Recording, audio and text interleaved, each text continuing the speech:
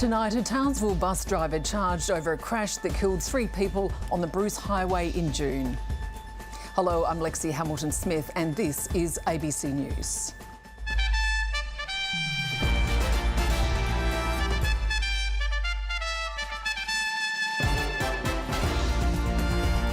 Revelations threatening emails from Gareth's train were not forwarded to Queensland police by their interstate counterparts before their deadly ambush.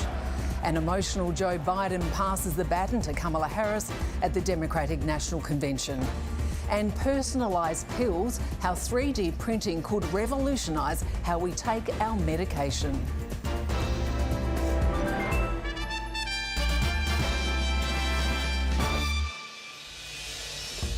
Good evening. A 52-year-old Townsville man has been charged over a fatal greyhound crash on the Bruce Highway in June. 3 of his passengers were killed while others were injured. Our reporter Baz Ruddick joins me now from Townsville. Now, Baz, what are exactly the charges? Good evening, Lexi. Now, after extensive investigation today, police charged 52-year-old Peter Caife from Townsville with 5 counts of dangerous operation of a vehicle causing death or grievous bodily harm. Now, in that crash, 2 travellers, women from Germany, aged 21 and 33, as well as a 56-year-old Townsville woman, were all killed when the Greyhound bus they were travelling on crossed the road and allegedly crossed the road and collided with a 4-wheel drive towing a caravan. Now, police allege that the bus, which was being driven by that 52-year-old man, crossed into the wrong side of the highway where that collision happened. Now, that Greyhound bus was on a scheduled trip from Brisbane to Cairns, a distance of around 1,600 kilometres. The bus was carrying 33 passengers and many of those were treated for injuries at the scene. But remarkably, the driver of the bus and the driver of the other vehicle were uninjured. Now, a spokesperson from Greyhound Buses said now that the matter was before the courts, it would be inappropriate to comment. That man is expected to face the Bowen Magistrates Court next month. Lexi? All right, thanks. Baz Ruddick in Townsville. The state coroner has been told New South Wales police failed to pass on to their Queensland counterparts some of the disturbing information it received when asking for help with a missing persons check at a Wieambilla property. Before 2 constables were killed by the residents, local officers were made aware one of the shooters was reportedly paranoid and didn't trust authorities, but they didn't know he'd threatened police the day before. They thought it would be a run-of-the-mill police job. Instead, in December 2022, 2 young police officers walked directly into an execution. Constables Matthew Arnold and Rachel McCrow were shot dead alongside a local man at a Wieambilla property while trying to find Nathaniel Train. Investigators involved in his missing persons case, which originated in New South Wales a month before the shootings, gave evidence at the inquest. One detective told the court at the time Queensland police were asked to help, they were warned of reports that his brother Gareth was paranoid and had a problem with authorities. Just because someone doesn't like police doesn't mean we can't go to the address, so we supply this information we have to Queensland police. But today it was revealed more concerning emails which were sent by Gareth a day before the shootings, where he threatened police, were not passed on. The officer tasked with requesting assistance from the Chinchilla police station told the court the reason for this was simply because he didn't read them. He also said he didn't see an update to the police system. Paraphrasing those emails, he conceded this information would have been relevant.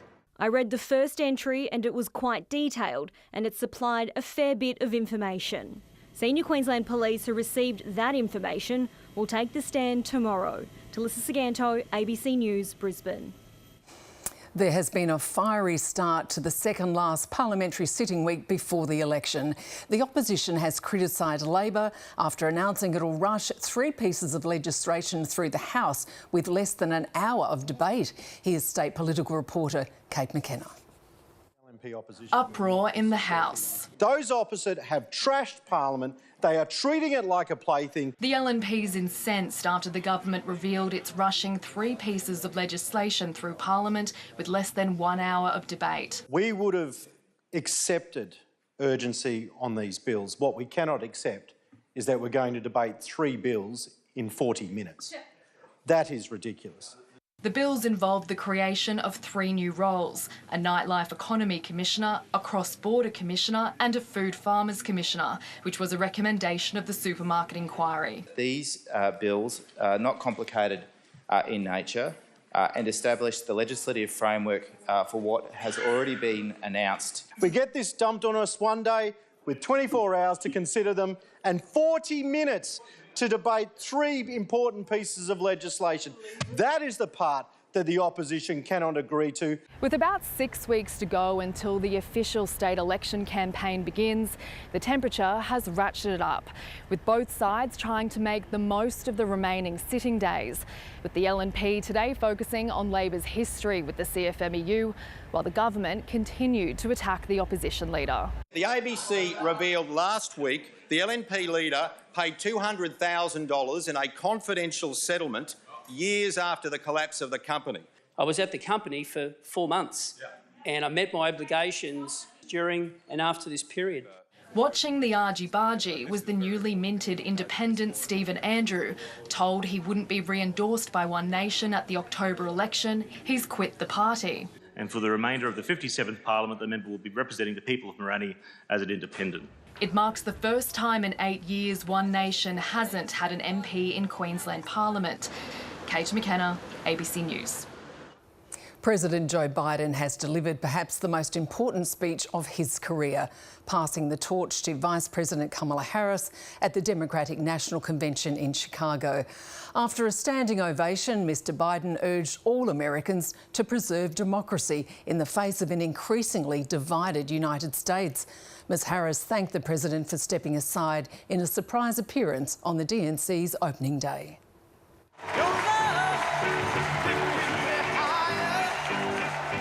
Only 4 weeks ago, he was the candidate. Despite, or maybe because he stepped aside, Joe Biden received a hero's welcome in Chicago.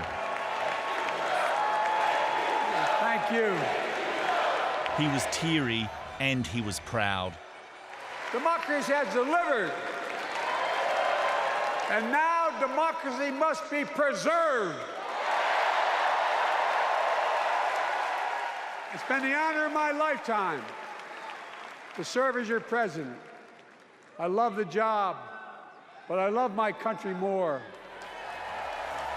Then he passed the symbolic torch to the new Democratic candidate. Kamala Harris used an unscheduled appearance to reinforce her campaign credo. Joe, thank you for your historic leadership.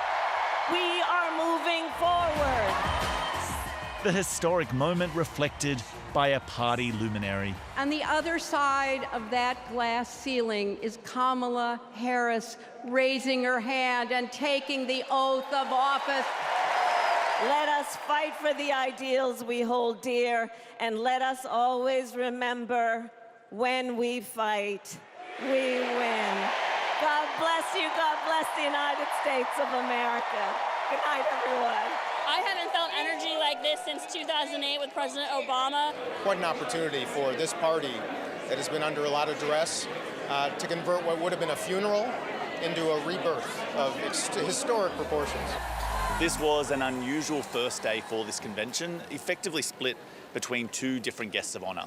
Joe Biden was given the final keynote spot, and he used it to assertively defend his record as president and to go on the attack against Donald Trump, the man he defeated in 2020. It was reminiscent of the type of speeches we were hearing from Joe Biden when he was still the Democratic nominee. But he is no longer, and the party will want to ensure that for the rest of this convention, the focus is firmly on his anointed successor, Vice President Kamala Harris. Carrington Clark, ABC News, Chicago. Back home, and a family has been left shaken after their caravan was stolen while they were sleeping inside. It happened at a caravan park in Humanitarian in northwest Queensland just after 9 p.m. last night. A man, woman and 3 children under 12 managed to escape as the thief drove off. No arrests have yet been made. Witnesses say the noise from the theft was so loud it woke them. I realised that the actual jockey wheel was still down, the stabilisers were still down, and people were chasing after it. And I'm thinking, oh, that's got to be stolen. The Brisbane City Council is urging residents not to throw their batteries into landfill or recycling bins following several dangerous incidents. In one case, a battery at the Chandler Waste Transfer Station exploded, flying into the air, narrowly missing a man near his car. In other recent cases, fires have been sparked in the back of garbage trucks. The council says there have been 140 rubbish fires over the past 5 years caused by batteries. Householders are being urged to dispose of all e-waste at resource recovery centres, especially lithium-ion battery products like electric toothbrushes and vapes. Now, as we get older, the chances we need to start taking daily medications increases. But Queensland researchers are looking at how 3D printers could help reduce the risk associated with taking multiple drugs a day by combining them into one single tablet. 3D printers can create just about everything, from toys to teeth moulds, even body parts. Now, Queensland pharmacists hope to use the technology to make a so-called polypill, combining multiple drugs into one tablet. Printing layer by layer, we could have each layer be a different medication, so we can print a variety of medications into the same tablet to really simplify that whole regimen. So we could go from 30 tablets down to maybe one. Lowering the risk of under or overdosing. Take 3 to 5 to 6 drugs within one pill with a different release profile targeting different organs as well, and that would really reduce the burden on the elderly as well as also increase the patient adherence. The project aims to help people who are blind or vision impaired by personalising their daily medication. We could change the colour to make things more identifiable. We can also add symbols like the sun or moon, say this is your morning and nighttime dose, or we can just directly print braille onto the top or sides of tablets. And could help improve access for rural and remote communities. Yeah, I think 3D printing really has a lot to offer for Aboriginal communities and peoples. We know that the burden of chronic diseases, which often require a lot of medications, is higher in these populations, and I see that a lot of the time working with my patients. While clinical trials have been carried out overseas, it's still unclear how the Therapeutic Goods Administration will regulate 3D printed medicines. Researchers here say while Australia is catching up, it'll be a few years yet before these polypills could be used. Liz Gwynn, ABC News.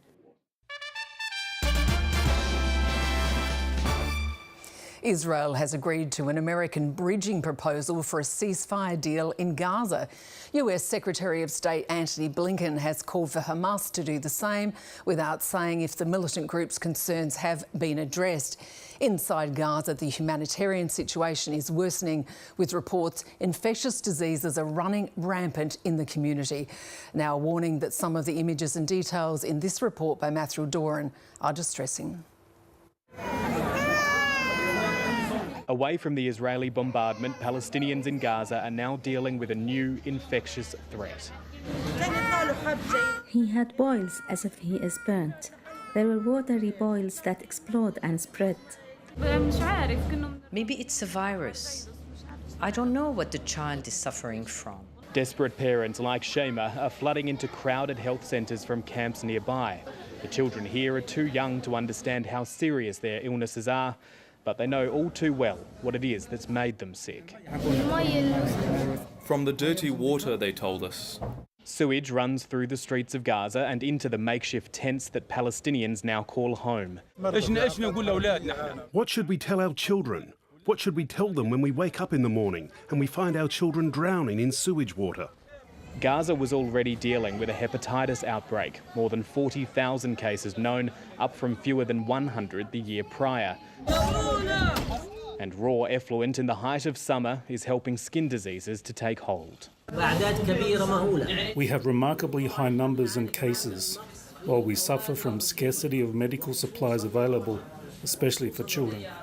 Now, at least one case of polio has been confirmed in Gaza, a virus all but eradicated which can cause paralysis in children. There's unbridled joy when clean water is found, but it only comes every 2 days. People are basically have less than 5 litres, access to 5 litres of water a day, which is less than a single toilet flush. Charity Oxfam analysing water and sanitation facilities in Gaza, finding an average of 3 sites have been damaged or destroyed each day of the war, including this one in Rafah, southern Gaza, struck in July. Regardless, whether it is deliberate or it's collateral damage, the damage is done. The consequence of that is that you have people dying. In a lengthy statement to the ABC, the Israeli Defence Forces rejected suggestions of targeting water and sanitation facilities in Gaza, insisting any damage to civilian infrastructure was as a result of targeting Hamas, accusing the group of using places such as water plants as command centres and weapons stockpiles. Israel says repairs are planned and some work is already underway. Matthew Doran, ABC News, Jerusalem. British tech magnate Mike Lynch, his teenage daughter and 4 others are missing after a freak storm struck their luxury super yacht in Italy. A tornado over the ocean known as a waterspout broke the mast of the boat, causing it to sink off the coast of Sicily. Police divers spent the day trying to reach the hull of the ship, which is more than 50 metres underwater, but so far only 1 body has been recovered. An idyllic escape derailed by disaster. What began as a rescue effort has become a recovery mission.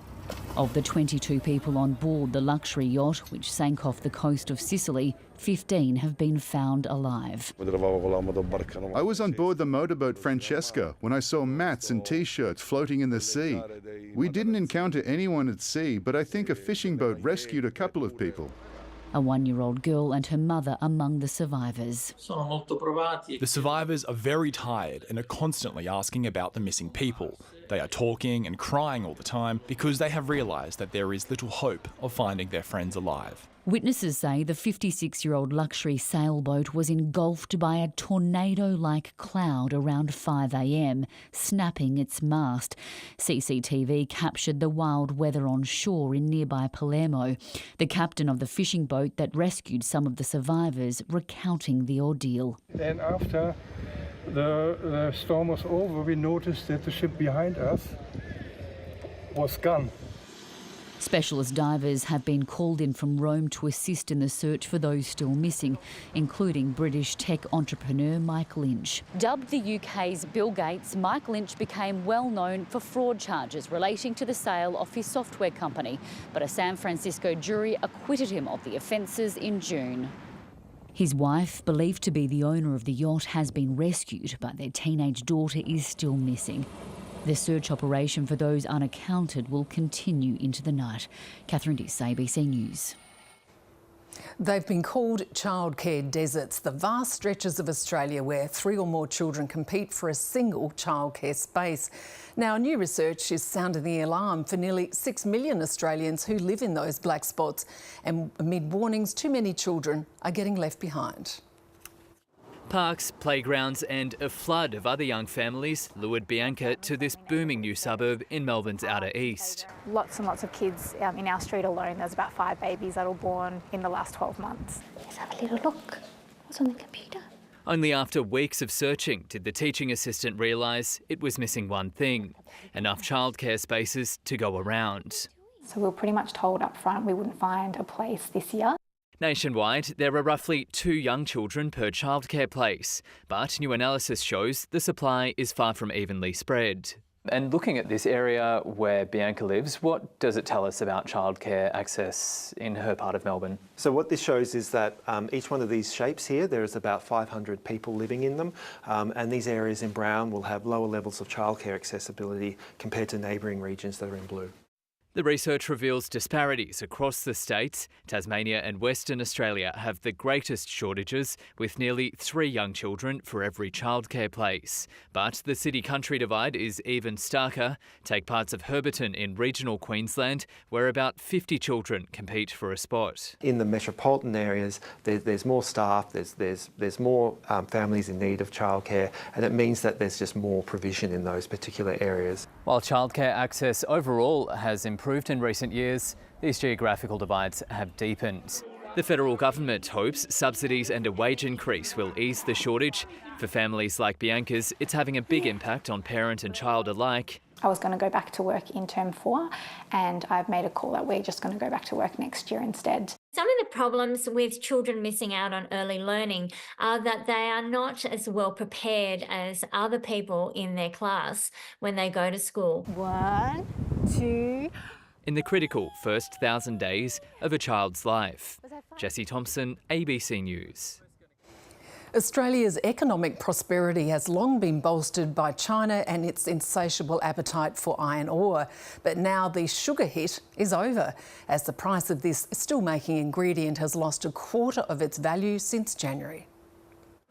Our biggest trading partner is in the middle of a very different housing crisis, with its biggest property developers on the verge of collapse, along with dreams of home ownership for many Chinese citizens. Well, it's really the oversupply of property in China, and that's reducing the demand for Australian iron ore.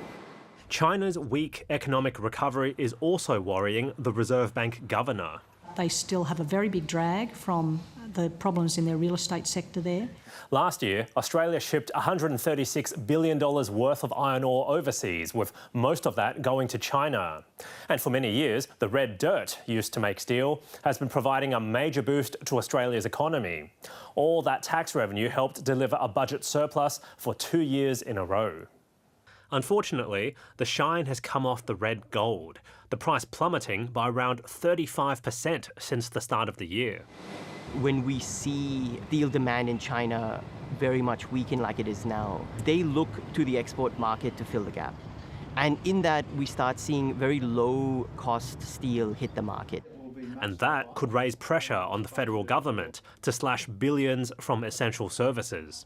The government's had a bit of an issue, I think, with NDIS, with some of the social services expenditures, so they're probably going to look at that and trimming education and health in a very careful way so it doesn't hurt people, particularly at the bottom end of the spectrum. Putting most of our iron ore in one basket. David Chow, ABC News. To more finance news now, and the local share market extended its winning streak to 8 consecutive days today, and the Aussie dollar rose to more than 67 US cents. Here's Alan Kohler. Well, it's certainly not iron ore that's driving the Aussie dollar higher. It's the different demeanours of the Reserve Bank of Australia and the Federal Reserve of the United States. Neither has actually moved interest rates yet, but the Fed is talking soft and preparing to cut rates, while the RBA is still talking tough, including in today's minutes of the previous meeting, which said that information received since the last meeting had reinforced the need to remain vigilant, and that monetary policy will need to be sufficiently restrictive until members are confident that inflation is moving towards the target range. As a result, the Australian currency went above 67 US cents for the first time in a month and is expected to keep rising to 75 US cents by the end of next year. Meanwhile, the share market can't stop going up either. Today's rise of 0.2% was due mainly to mining stocks bouncing back from yesterday's falls and gains by tech stocks and retailers. The winning streak of 8 consecutive rises is rarefied air. It happens about once a year. In fact, the All Ordinaries Index has increased in 10 of the past 11 days by 4.4% in total, having fallen 5.8% in the previous 2 days. The US share market has had a 7-day winning streak that's taken it 7.9% higher, including 1% last night. And the index of volatility has fallen all the way back down from hair on fire to snoozing on the couch. The spot price of iron ore actually bounced last night by 3.5%, while oil fell 2.5%. And that's finance. Coming up on 7:30, could the blast waves from soldiers' own weapons lead to serious brain injuries? It's like a wave of energy just rolling over you. You can have memory changes, difficulty thinking. You might lose consciousness, you might come to. We are just walking around saying there's not enough evidence. That response is no longer good enough. Also, as the Qatari Prime Minister visits Canberra, I'll speak to his advisor, Dr. Majed Al-Ansari.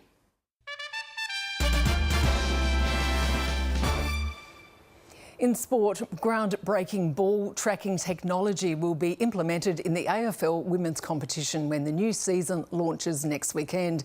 The microchipped Sherrins will help real-time scoring decisions and could be introduced in the men's competition from 2025.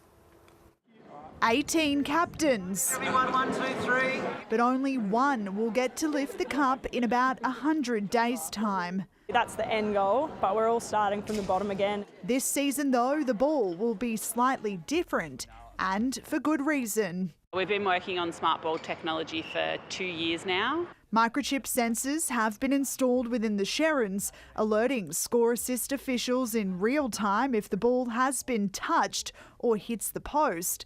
The system will be used at all AFLW games across all venues this season.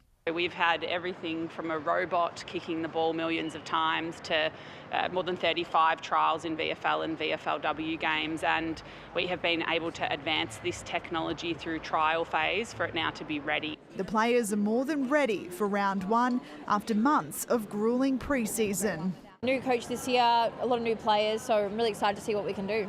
There's 4 new coaches across the competition this year, including AFLW legend Daisy Pearce, who takes the reins at West Coast. So Daisy's been awesome. She's been exactly what everyone probably thinks she would be. She came in and just brought a lot of belief in our young list, and yeah, we're looking forward to playing under her for the rest of the year. The Kangaroos have taken preparations to the next level in a bid to go one better in 2024. We've attacked pre-season really positively. We're doing all day sessions, which has really helped rather than coming in at night sessions and trying to perform. While the Lions know they'll be a target after winning a second premiership last season. We're lucky enough to have had that privilege before, but yeah, it definitely doesn't make things any easier, and you know people are going to be after you. Jessica Stewart, ABC News. Weather time now with Jenny Woolwood. And Jenny, there's been quite a few showers about. Yes, especially along the coast, Lexy. Hello, everyone. In the tropics, we had some widespread falls from the Daintree to Ingham. Vulcan Creeks had 66 millimetres, and that was on top of 31 millimetres overnight. And there's been 54 millimetres at the Innisfail Wharf this afternoon. In the south coast, Cape Morton had 7 and 15 overnight at Loder Creek, and there have been some other light sprinkles in between. Temperatures still well above average in the west, but it was a cold morning. Mount Isa dropped down to 6 degrees this morning, but then climbed to 35 this afternoon, the hottest 36 at Camberwell. Meanwhile, the figures closer to average along the coast. We saw 26 in Rockhampton and 25 at Hervey Bay. It was 23 to 24 across the city today, while Gympie hit 25. Cooler with showers on the Gold Coast, 21 there, and currently in the city we're sitting on 18 degrees. In Roma last night, Jess had a beautiful sunset, while Jeff also had plenty of colour at Yahweh right out in the southwest corner. Michael and his friends are enjoying spectacular weather for the sailing around the Whitsundays, while Janet was enjoying million-dollar views from her campsite at Burham Heads. Now let's look at the satellite, and mostly clear skies over Queensland, but we have got that active trough system moving over the southern states. That's bringing gusty winds, showers and storms, and also some gusts of up to 40 kilometres an hour in our southwest corner. Another front heading up towards Western Australia, so a showery day ahead right across the southern coastline. Perth heading for 20 degrees, 18 for Adelaide and 19 in Melbourne. Let's look at the chart, and the Tasman high feeding in the moist onshore winds and the showers to coastal areas, but conditions will ease as that high starts to move further east. Inland, temperatures are up ahead of the trough system that's coming through. They'll be 11 to 12 degrees above average over the next few days in the west. Morning fog continuing about the coast south of about Mackay, and tomorrow we'll start to see some showers moving into the southeast corner. That is on Thursday and Friday as that trough system comes through. Let's check our forecasts, and there'll be showers about the tropical coast, especially in that Innisfail area, but sunny skies over the interior and out to the west, 35 for Mount Isa. Sunny and hot over the southern and central interior with west-northwesterly winds ahead of the trough line, so warming up to 27 degrees in Gundawindi and Miles and 30 for Birdsville. Mostly sunny about the southeast, but some cloud closer to the coast, and we'll see some morning fog in the Wide Bay area. A top of 26 for Maryborough, 25 for Hervey Bay. A couple of light showers expected in there as well. For Brisbane, the western suburbs could see some early fog, but then a sunny day with a top of 26 degrees. On the bay, northerly winds increasing to 15 to 20 knots in the middle of the day. Seas will be around a metre, and then mostly sunny, warm days ahead. A few showers are possible, but they're more likely later in the week. On Friday, some morning fog about 2, and Lexy top temperatures of 28, 29 degrees. Can't wait, Jenny, thank you. And that is News to the Moment. Thanks so much for your company. Here is 7:30 with Sarah Ferguson. Welcome to the programme.